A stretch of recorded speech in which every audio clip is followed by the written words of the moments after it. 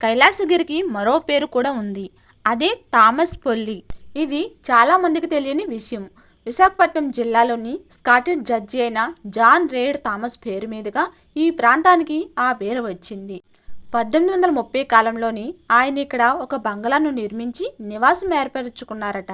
ఈ విషయం విశాఖపట్నం జిల్లా గెజిటర్ ద్వారా తెలుస్తుంది. ఆయన తర్వాత అనేక మంది బ్రిటిష్ అధికారులు ఈ ఆశ్రయాన్ని వినియోగించుకున్నారు.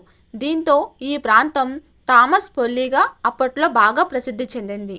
కైలాసగిరి ప్రకృతి అందాలు ఎంతటి వారినైనా ముగ్ధుల్ని చేస్తాయి అనడానికి ఇదొక ఉదాహరణగా కూడా చెప్పుకోవచ్చు.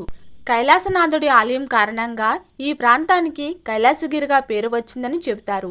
ఓంకార స్వామీజీ అనే వ్యక్తి తన తపోశక్తిని ధారపోసి 1951 జనవరి 21న కైలాసనాథుని శివలింగాన్ని ప్రతిష్ఠ చేశారు.